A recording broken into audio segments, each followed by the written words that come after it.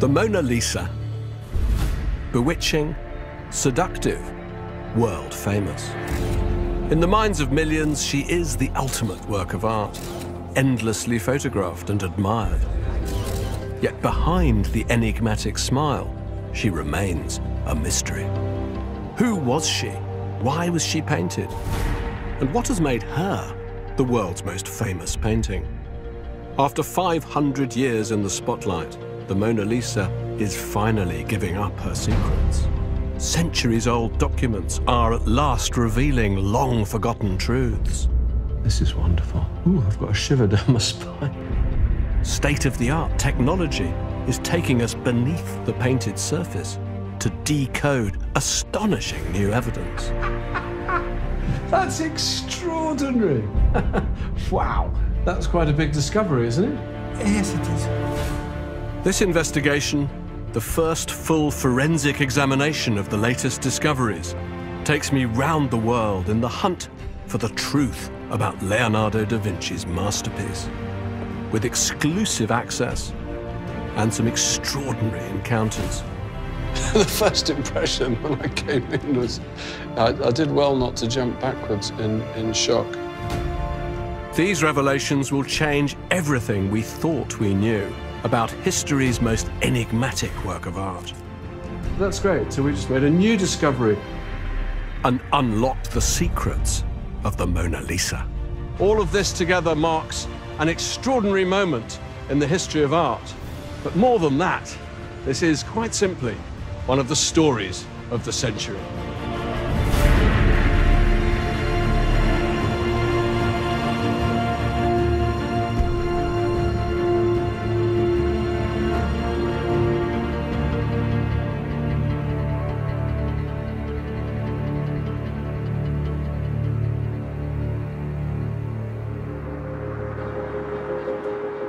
"500 years ago, a man painted a woman. The man was Leonardo da Vinci, artist, inventor, genius. And the result of his work was the inscrutable portrait we now know as the Mona Lisa. It's a masterpiece, and one of the few works he actually finished." So what draws us to the Mona Lisa? She's not a famous monarch or a legendary historical figure. We know hardly anything about her. So what is it about this picture that's gripped the human imagination for so many centuries? I want to begin my investigation by comparing notes with a detective who's been on the case for more than 30 years. One of the world's leading experts on Leonardo da Vinci, Oxford professor Martin Kemp has spent much of his life obsessed by the mystery of the Mona Lisa. What do you think is the key to the Mona Lisa's extraordinary stature as, without doubt, the world's most famous painting? Well, there has to be something inherent in the picture. Some things are famous for being famous, and we live in an age of celebrity, and lots of celebrities are famous for being famous, but they're not going to last. This has gone on for ages. It is just extraordinary. And you've got this sense of something which is beyond pigment and beyond a good likeness and being beyond a face, and it just has that totally uncanny living presence. It's very daring at the time for a woman in a portrait to look at you. You know, women's portraits simply didn't do that. And I think the ambiguity, the tease, the visual tease is something that Leonardo absolutely cultivated. Look at the Mona Lisa, and you can't help feeling there's more going on than meets the eye. If her teasing smile's a question mark, the painting's a riddle. What makes a human being live and breathe? What forces govern the world we live in? Leonardo thought about these questions as deeply as anyone. And behind this breathtakingly lifelike image lay years of investigation into spheres of knowledge like geology and anatomy, some of which were forbidden by the church. Tantalizing evidence for the research that went into the Mona Lisa lies hidden in Windsor Castle. Amongst the gems of the royal collection is an intriguing clue to the genesis of the portrait. A page from what might be called the the real Da Vinci Code. If you want to see or have some sense of just how much work there was behind the surface of the picture, then this is a great place to start. It's a sheet of drawings by Leonardo's own hand. And what does it contain in faint outline? Look here. It's a bit like the Cheshire Cat. It's the Mona Lisa's smile without the Mona Lisa attached. It may well have been Leonardo's first gropings towards his idea for the painting. It's a series of studies of the human mouth, the motions of the mouth, how the mouth puckers, how the mouth bares its teeth. You have a very strong sense that for Leonardo, every picture is a kind of encyclopedia entry. And this is just that part of it, dealing with the mouth. It's just the tip of the iceberg.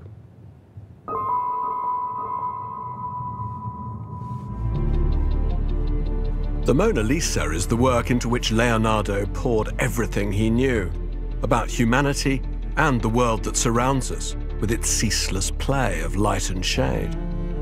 But there's a mystery there too, and it's staring us in the face. Who is the woman with the enigmatic smile? It's a question that has fueled all kinds of speculation, ranging from the ingenious to the crackpot. She's a pregnant mother-to-be. She's a prostitute. She's even a man in drag. But if you look beyond the theories, there are clues to her true identity.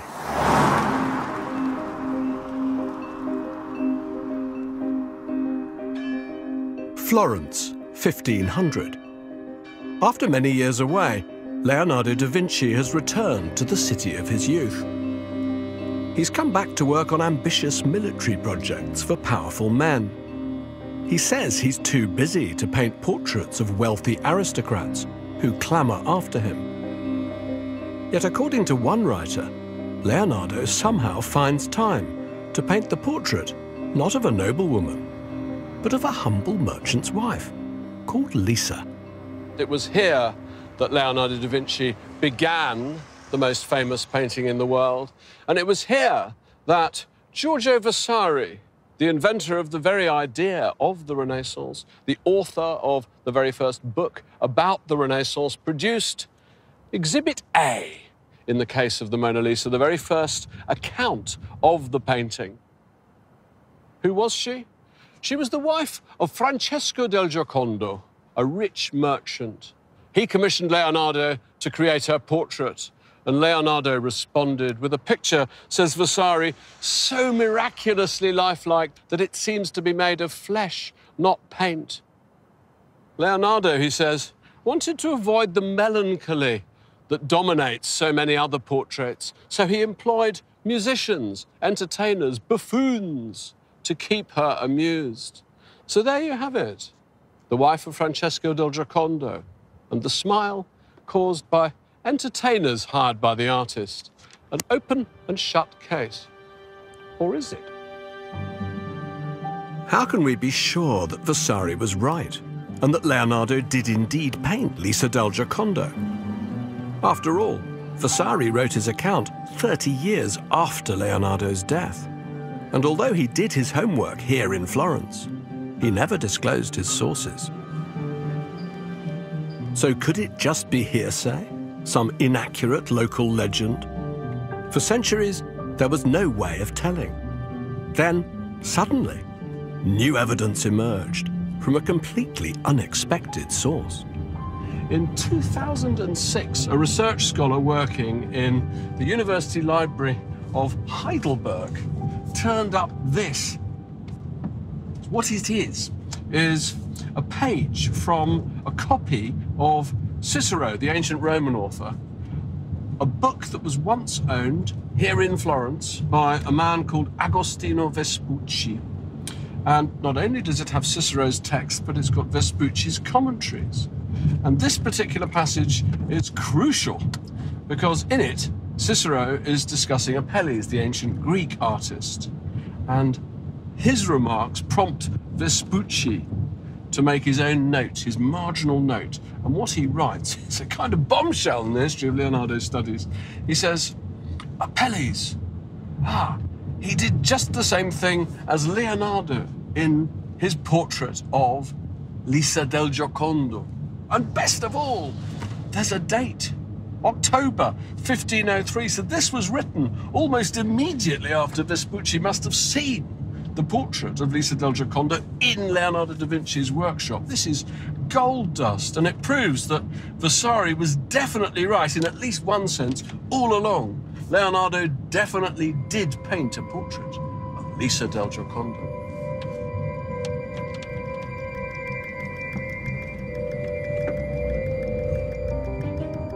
There you have it. Independent testimony from a man in Florence in 1503 who probably saw the picture still wet on the artist's easel. But now there's another question. Why did Leonardo paint Lisa? When the great and powerful couldn't coax a picture from him, why agree to paint this obscure woman? One man has made it his life's work to uncover forgotten secrets about Lisa. Giuseppe Palanti has found new details in the city archive. Historical dynamite. Beginning with the house where Lisa, daughter of the Gherardinis, was born. On this street, this is the street where the Mona Lisa once lived. Yes, Lisa lived in the dark and narrow street of Florence. What was her family background? La maggior parte delle famiglie erano piccoli artigiani. So they were small work, as it were, labourers. Allora non è una grande donna. No, dove è nata Lisa era un'antica bottega per la lavorazione della lana che fu trasformata in abitazione e dà un'idea di una famiglia che non ha grandi ricchezze, perché i Gherardini non ebbero mai una casa propria a Firenze. They never had their own house in Florence. Giuseppe's discoveries have deepened the mystery. If Lisa's origins were so humble, why did the notoriously choosy Leonardo consent to paint her?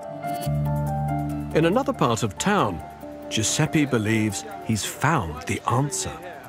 Siamo qui per vedere la casa, il luogo dove Lisa ha incontrato Francesco del Giocondo e ha sposato Francesco del Giocondo. The place is there.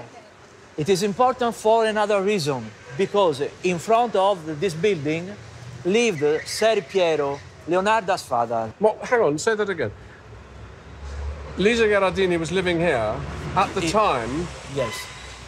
Leonardo da Vinci's father was living there. Yes, penso che Leonardo sia stato dal babbo a trovare il babbo, per cui la famiglia di Leonardo da Vinci viveva quasi di fronte alla casa di Mona Lisa. Oh, incredible!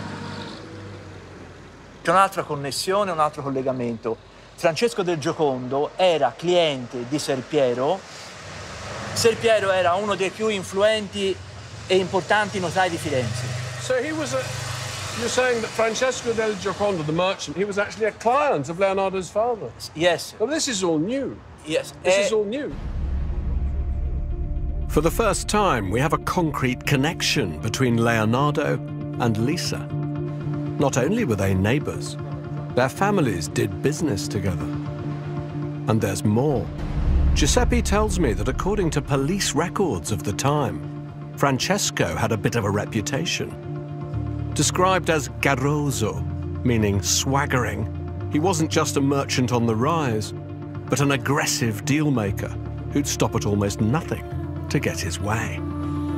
Maybe this is the real reason Leonardo agreed to paint his wife. Maybe Francesco made him an offer he couldn't refuse.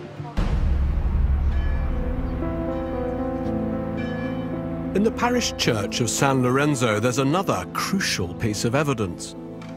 Something that had slipped through the net of history until just a few years ago, when Giuseppe found it. The record of Mona Lisa's death. wonderful thing. The handwriting isn't very easy to follow because the entries in these books weren't actually made by notaries like Leonardo da Vinci's father. They were actually made by the priests in the church. But I think I have found her. Here she is. This is wonderful. Ooh, I've got a shiver down my spine. Lisa, donna fu di Francesco del Giocondo. So, Lisa, the wife of Francesco del Giocondo, Mori, died on the 15th of July, 1542. I think what I love about this is truth. You know, what could be more true than the record of somebody's death? She was a real person. She was a real person. And there's one other sentence in this entry which my friend Palanti didn't mention. It says that she was buried in Sant'Orsola. He told me that. But what he didn't say is this last sentence, tolse tutto il capito. 4 words. She took with her the whole capitolo. What that means is that her body was followed by the whole body of the Church of San Lorenzo. So what is conjured up by this is a very, very grand funeral. And for this brief moment in July 1542, she was a very, very important person in the life of the city. Everybody in Florence would have known that Mona Lisa had passed away.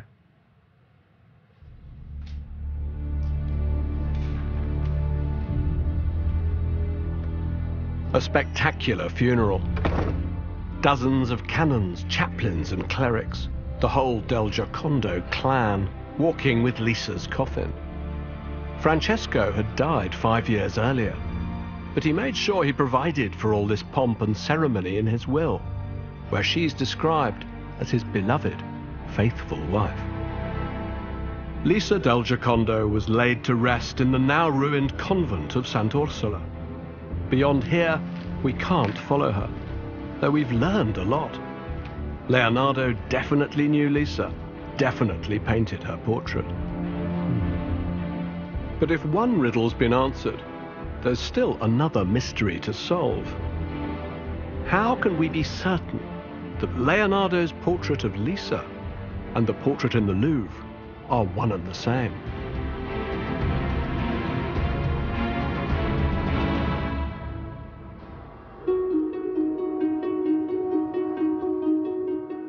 So what are the facts?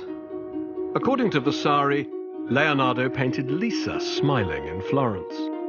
Vespucci's marginal notes confirm that it happened in 1503. The picture in the Louvre shows a woman smiling.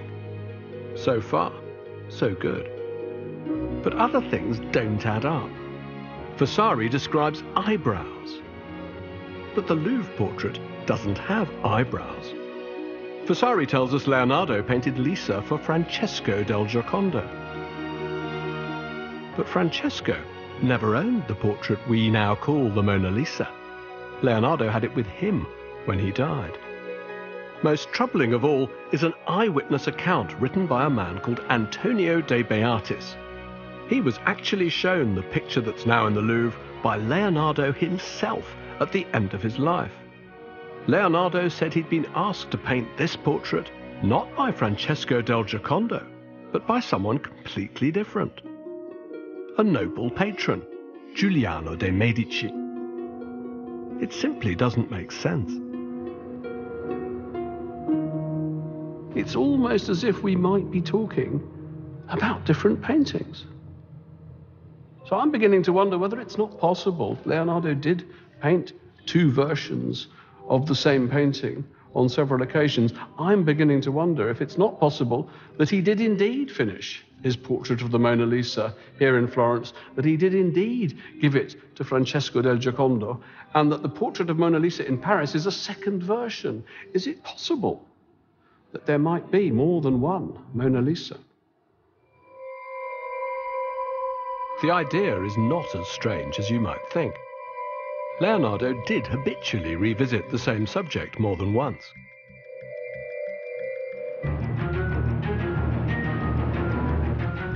I've come to Singapore to see for the first time a picture that might actually be Leonardo's first version of the painting. It's owned by an anonymous consortium of businessmen and is currently locked away deep in the bowels of a state-of-the-art high-security storage facility.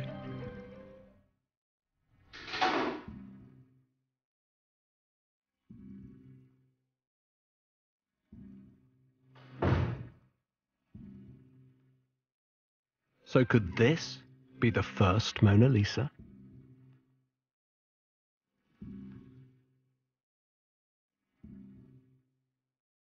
I've come 7,000 miles to see you.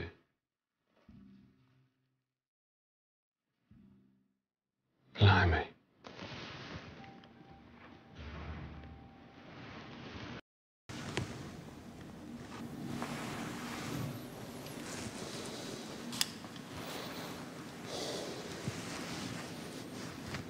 The background's, you might almost say, a kind of roughing in.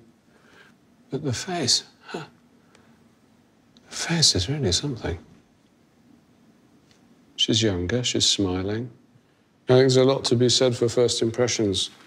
And the first impression when I came in was, I did well not to jump backwards in shock. It's too good, in my opinion, for any of the other school of Leonardo painters. Very dangerous things like this, very dangerous. To say this is definitely painted by Leonardo da Vinci, well, I can't say that, but I think it's not beyond the realms of possibility that this is the picture that Francesco del Giocondo took. And then Leonardo goes off, paints another picture based on the memory of this picture. And that's the Mona Lisa we know in the Louvre. It's very teasing, that smile, isn't it? Very teasing.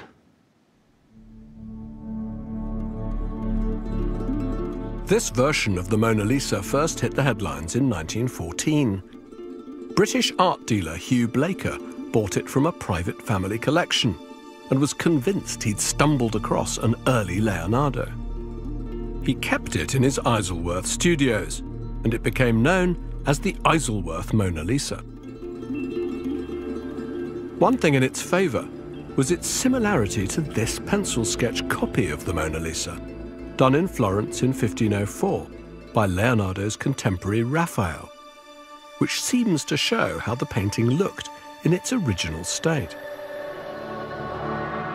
Yet after a century of supporters, detractors, and different owners, opinion on the Isleworth painting is still divided. One man who is convinced that Leonardo painted two Mona Lisas is Jean-Pierre Isbouts. He was so impressed by the Isleworth portrait, he wrote a book about it. So what would lead you to think that the Isleworth picture was indeed painted in 1503? What is to say that it wasn't painted in 1553? Well, and I don't know about you, but when you talk about a copy, usually a copy tries to imitate the original. This is not a copy. There are so many different things about this particular Isleworth version that do not appear in the Louvre version. Let's take one example. The columns. The portrait is framed by two robust Doric columns. Why do we know that those columns existed in 1503 and not later on? Because there is Raphael. He makes a sketch. And what do we have on both sides? We have the columns that appear in the Isleworth. They do not appear in the Louvre version. So let's talk about the record written by De Beatis, the secretary to Cardinal d'Aragon, who visited Leonardo in 1516. Which is seriously puzzling. Which is seriously puzzling. But here we have an eyewitness account. Here they are in the room with Leonardo, and he says, yeah, this was done at the request of Giuliano de' Medici. Instigazione. I think what he was doing at this time is give Giuliano credit. Giuliano bailed Leonardo out. When Leonardo was without a mentor, panelist. And that's when Leonardo, because of the patronage and the financial support of Giuliano, finds the time to create this new meditation, if you will, the Louvre version. So your explanation would be, well, here we are. Two different explanations, but then that's not so weird if you think there are two different pictures. Exactly. Jean-Pierre firmly believes this could be Leonardo's first Mona Lisa, done for husband Francesco. But if so, why would it be unfinished? Well, we know Leonardo was slow and Francesco was impatient. So perhaps he just snatched it away from Leonardo once his beloved Lisa's face was complete. A barrage of scientific tests have been carried out on this tantalizing picture. The canvas was carbon dated to around the right period.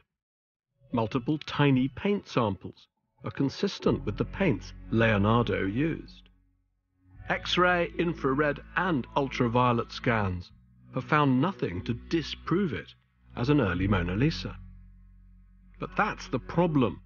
All that conventional tests can do is rule out a possible Leonardo. What about positive confirmation? An eminent scientist based in San Diego, California, has been looking for a solution. Hello. Good to see you, Andrew. Dr. John Asmus is a well-respected nuclear physicist and a pioneer in the analysis of historic paintings. He's one of very few who've been allowed to examine the Louvre Mona Lisa. And that's why the owners of the Isleworth Mona Lisa tracked him down.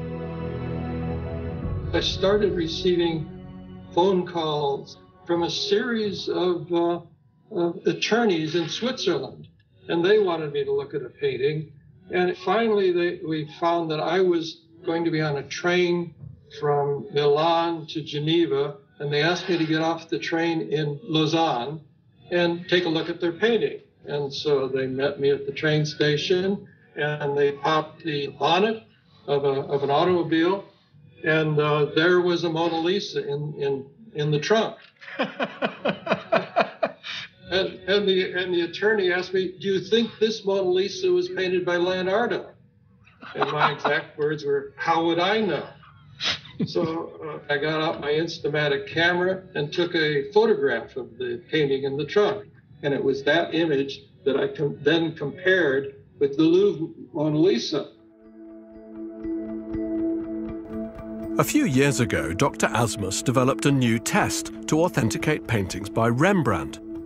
It compares the subtle distribution of light and shadow, measured as histograms, to isolate an artist's unique way of painting. I think it's a way of trying to quantify the artist's eye. Every artist has certain effects that he's trying to accomplish. And we used Rembrandt as a test case, and the results were rather encouraging. We came up with some general rules as to how Rembrandt did his blending and his selection of pigments. So I tried that same technique on the Isleworth Mona Lisa, comparing it with the Louvre Mona Lisa, and I was stunned. The correlation between those two histograms was 99%, stronger than it was between any histograms of any of the Rembrandt self-portraits that we looked at. How amazing. This demonstrates that the technique for blending light and shade in each face appears uncannily similar.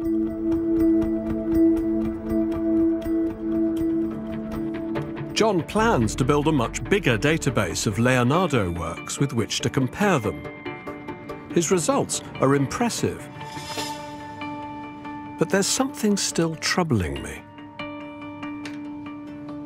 I would love to believe that softly emerging face coming out of darkness really is young Mona Lisa.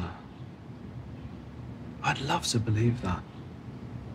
But at the moment, for me, it's that too good to be true syndrome. It's a little bit too good.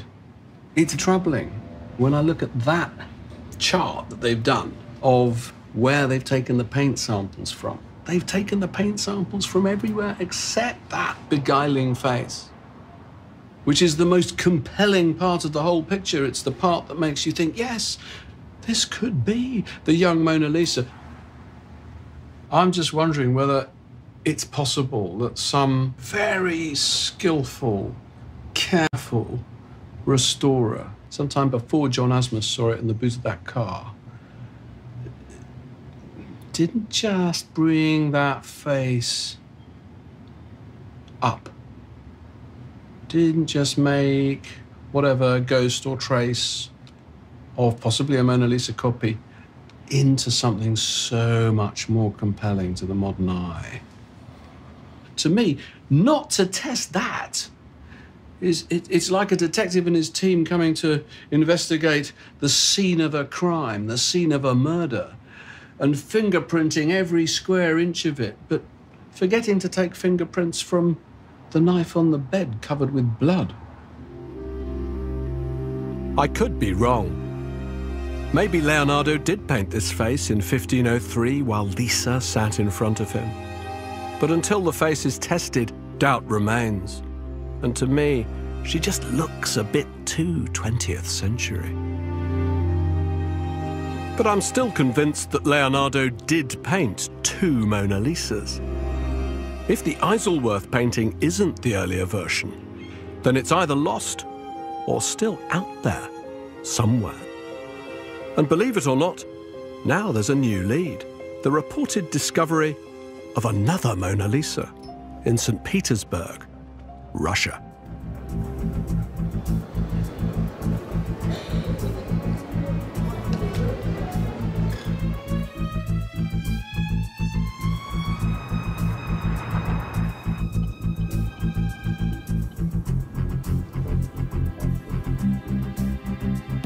This really is a plunge into the unknown. All we've been told is that a wealthy Russian art collector, identity a secret, recently acquired a painting that might be the missing link to the mystery. We haven't yet been told where it is. And then, at the last minute, we're given an address. A place with a dubious past.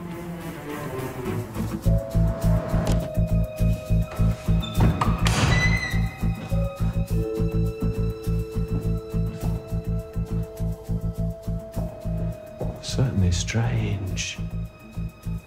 This building was created in the 19th century.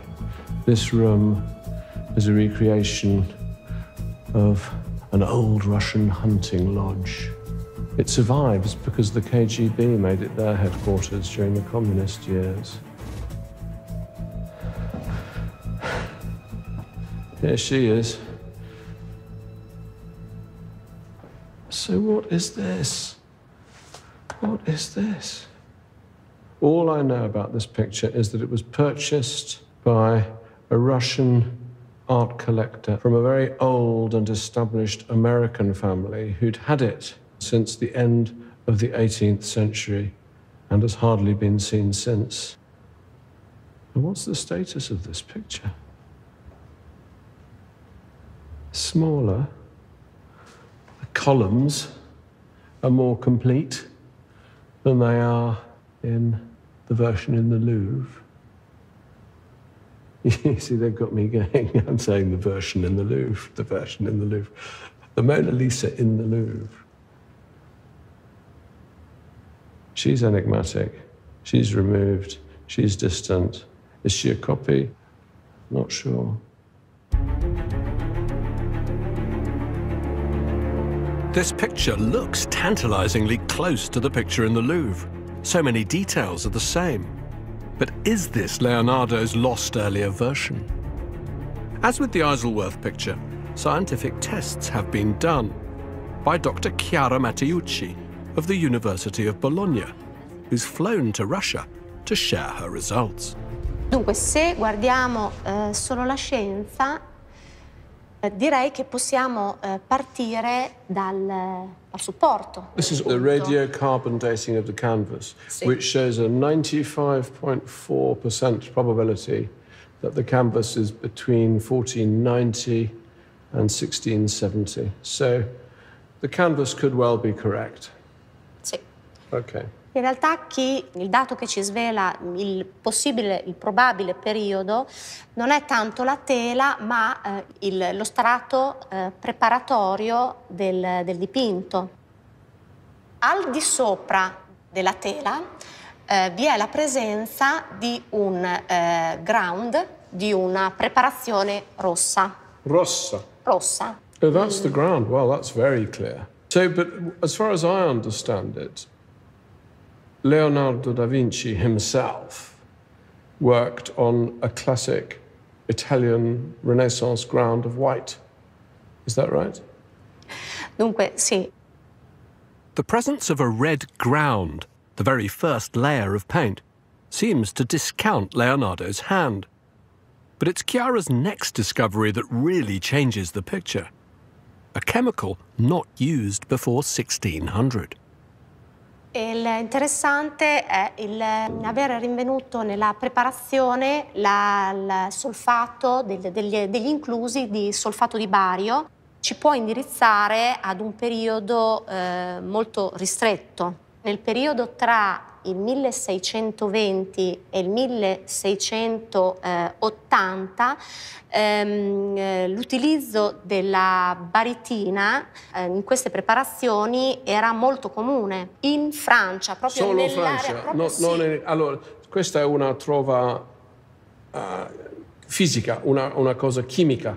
Sì, nell'area parigina, nel periodo di cui abbiamo parlato, un mercante di pigmenti aveva messo a punto un prodotto proprio specifico per le preparazioni in cui veniva aggiunta appunto baritina. That's good. I think Chiara's done all the research we need to know. So the barium allows us to place this canvas very precisely, 1620 to 1680, and probably in Paris. So all the painters around Paris got this ground from this one guy and put it on their canvas. So more and more that I talk to you, I feel noi parliamo italiano e io penso che devo parlare in francese alla donna qua. Je suis enchanté de faire ta connaissance, Mona Lisa. Tu es sans doute française.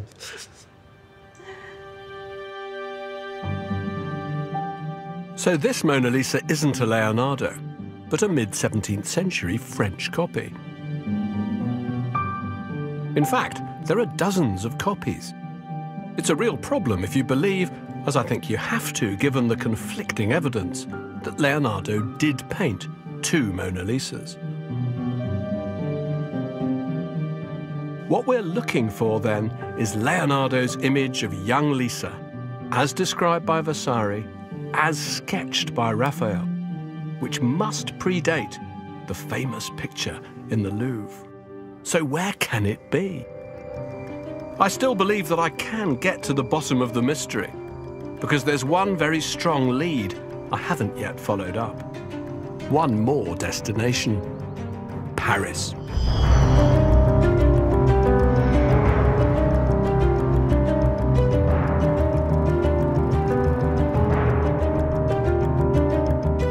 A scientist turned art detective claims he can finally explain the discrepancies. He believes the secrets of the Mona Lisa lie not in other versions of the portrait, but inside the Mona Lisa itself. And he reckons he can prove it. Pascal. Welcome. Pascal Cotte is one of the world's leading experts in the analysis of paintings.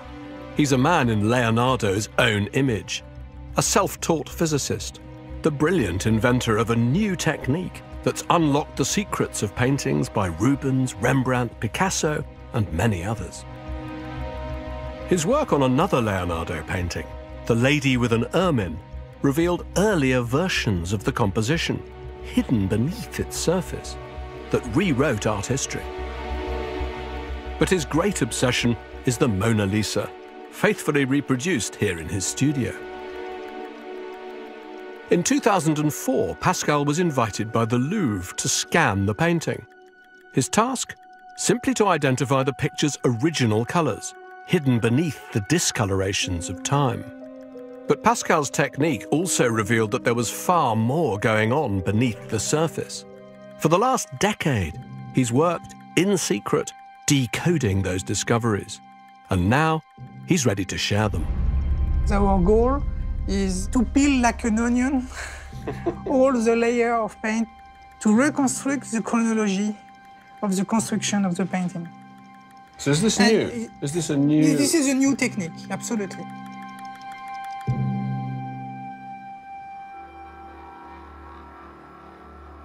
Pascal's secret weapon is his groundbreaking multispectral camera, an invention truly worthy of Leonardo. 13 different wavelengths of color are projected onto the picture, each penetrating the paint surface to a different depth. The camera captures the reflections, generating over 3 billion bits of data and thousands of images. By analyzing each image, shown in black and white, Pascal can reveal a painting's secrets, layer by layer. His first discovery in the Mona Lisa is buried deep within the painting. What we discover that the head was bigger. So you see a shadow of a bigger head. You can see also that the nose is double here. Oh. Wow. So once she had a larger head. And I discovered this hand much more bigger.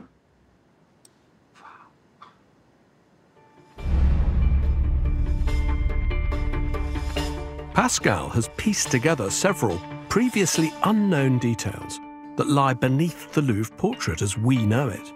Marked in red, they seem to be elements of a larger first portrait that never got beyond a draft stage. But that's just the beginning of Pascal's discoveries. So now we'll continue with one other layer. Voilà, here we are. What on earth is that? What is it? This is a hairpin, like this one. So you found... Something like this. You found, with that little bit of your magic light camera, you found a missing hairpin. Now you know there is a hairpin. You can see it. Ah! Because you know. But yes, no, exactly. How fascinating. And more than that, if you look around the head, you discover 12 hairpins.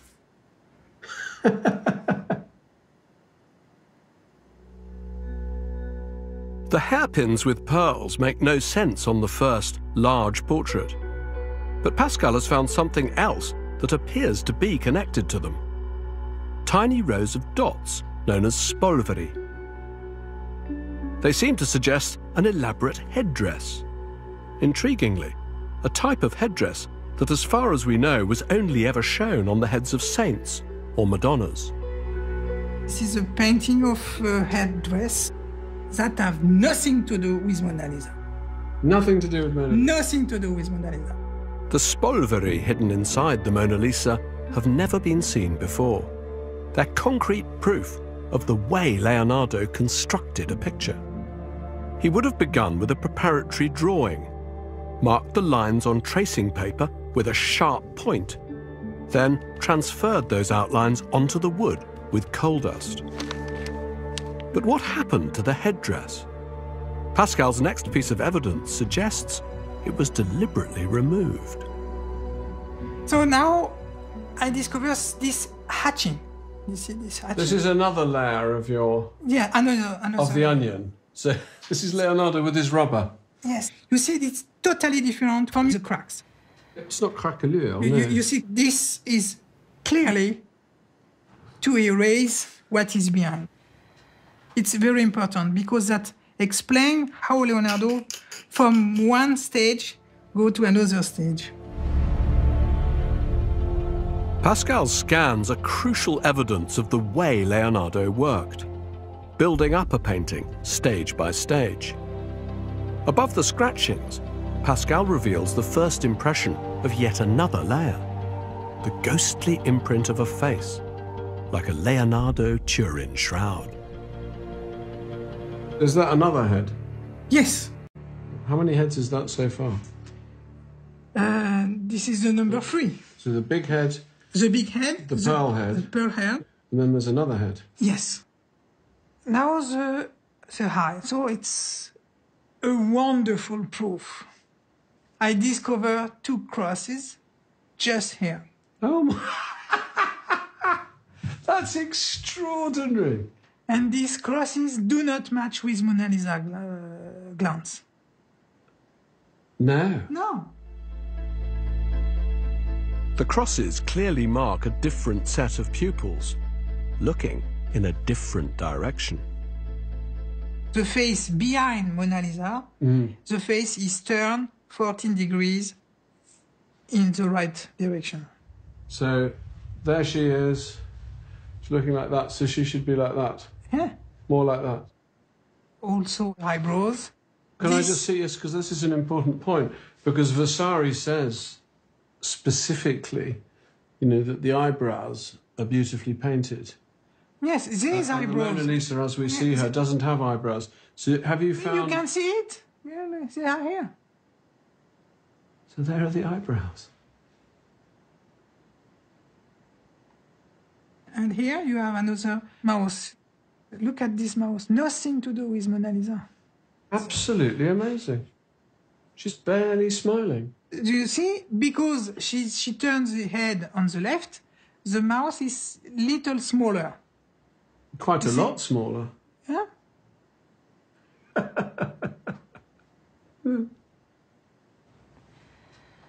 So Pascal, you found a complete face Yes. inside Inside. the Mona Lisa. Yes. Wow. That's quite a big discovery, isn't it? Yes, it is. Yes, it is. Yes, it is. Pascal's work has revealed, for the first time in 500 years, a detailed earlier portrait by Leonardo da Vinci. It's the same size as the face we see now, but turned by 14 degrees. There's clear evidence of a different, swept-back hairstyle. Elaborate ties at the top of an earlier sleeve are clearly visible. There's even a suggestion that she once held a blanket in her lap. Is this the portrait of Lisa I've been looking for? So throughout my journey, I thought, well, it seems as though they're talking about 2 different pictures. You seem to be saying to me that, yes, there are 2 Mona Lisas, but they happen to be on the same piece of wood. Yes. So this must surely be Lisa del Giocondo, Of course. Francesca's wife. I agree with you. This is a real portrait of Mrs. Lisa Gherardini.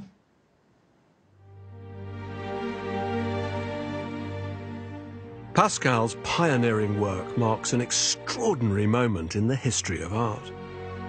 By piecing together all the details, then decoding the data to identify the original pigments used by Leonardo, Pascal has been able to construct a digital photo fit of the image. It's a perfect match with the historical record. But if this computer image represents the original portrait of Mona Lisa, it's a portrait her husband never received. Instead, Leonardo went on to paint the world's most famous picture over the top. So there were 2 Mona Lisas all along. But how do we make sense of these discoveries? And what are we now to make of Leonardo's masterpiece? In search of the final piece to the puzzle, I'm meeting a woman who spent years reconstructing the scene on that day back in 1503, when Leonardo started to paint Lisa.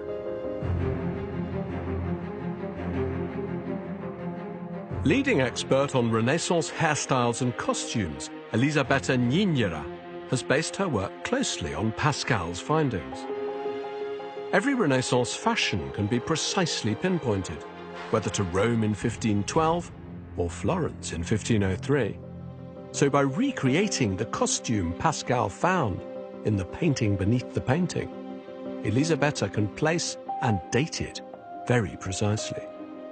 Her results are a revelation. Looking at the fashions shown in these other contemporary portraits, this lady perfectly fits with the historical image of a wealthy Florentine lady of the very early years of 16th century. I cannot see any inconsistencies. So this must be Lisa del Giocondo, as Raphael painted her. Yes, this is very close. The closest version we know to the Raphael sketch. It's like a Polaroid. It's like a Polaroid. Yeah.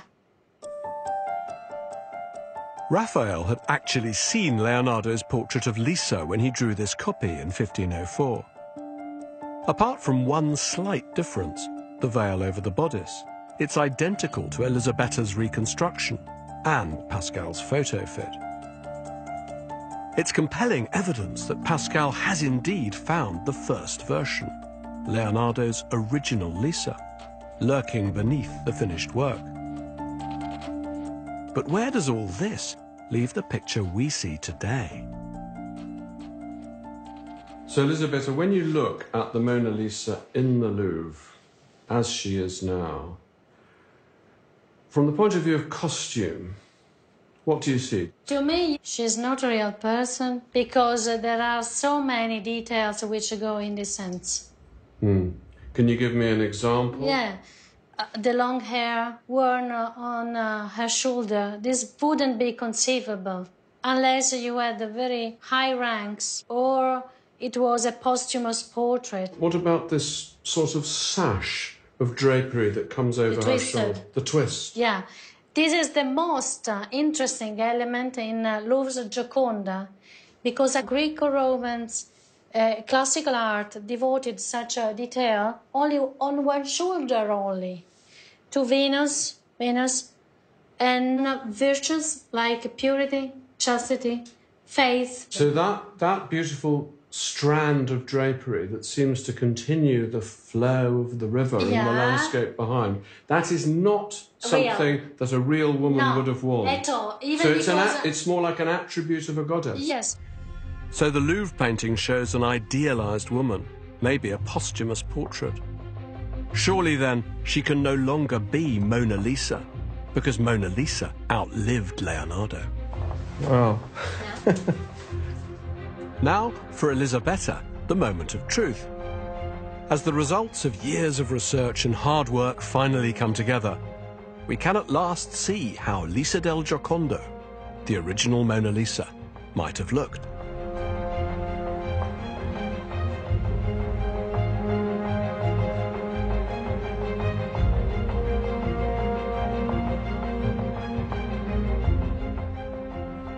So, Elisabetta, you have made the sleeves that Pascal found, and this is the line. You've recreated the line there. Yeah, exactly. It's been an elaborate process, but it leads to a genuine insight into Leonardo's obsessive relationship with this painting. The key is in the colours, which have been exactly matched to Pascal's calculations. The dress for the bodice, he found a greenish-grey pigment.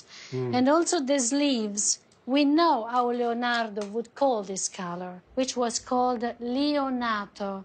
That is the colors of the lion's fur.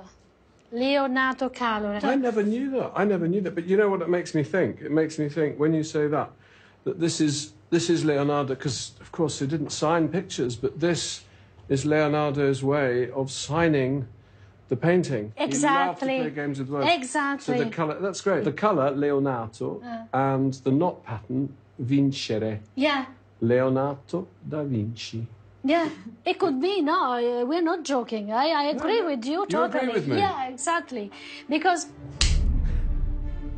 For me, the presence of a hidden signature would answer a nagging question.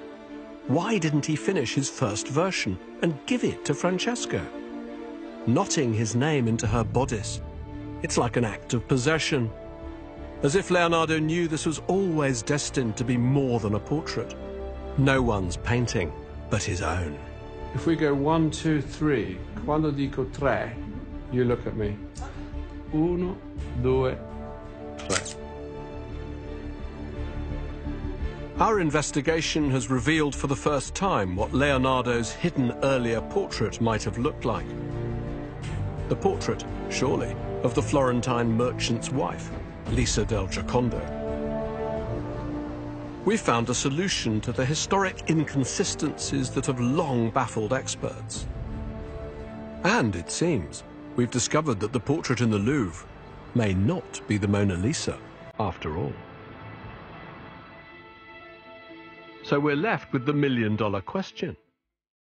Who is she? The one piece of evidence that still stands out is the eyewitness account of De Beatis, who had it from Leonardo himself that the woman we now see was painted at the behest of Giuliano de' Medici. So who replaced Mona Lisa in Leonardo's painting? Did Giuliano commission a posthumous portrait, perhaps of a lost love, idealized like a goddess? For me, there's only one candidate, a woman with whom Giuliano had a brief, passionate affair. A woman who tragically died giving birth to their son, a little boy who was still calling for her when Giuliano commissioned the picture. Her name was Pacifica Brandano. Could this be her?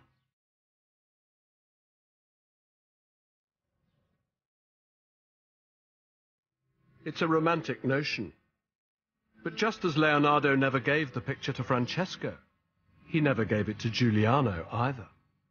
Instead, he kept the image of the woman he'd signed in code and made her more his own than ever. At the end of Leonardo's life, the Mona Lisa, this shape-shifting picture that had begun as the portrait of one woman and then metamorphosed into another, became something else again, namely a work of art that transcended portraiture and turned into an expression of all his knowledge, all his philosophy. The painting's like a shimmering mosaic in which Leonardo has pieced together all that he knows about nature and about human nature. And I think the key to it is that famous smile.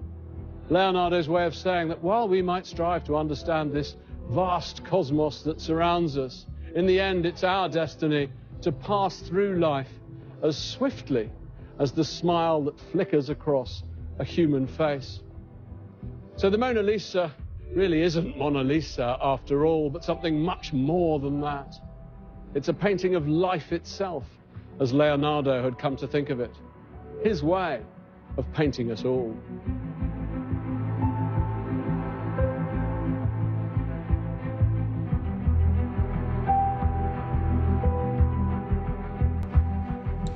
Coming up on BBC Two, Ruth Jones and Ramesh Ranganathan join Jack Dee for The Apprentice You're Fired. Next.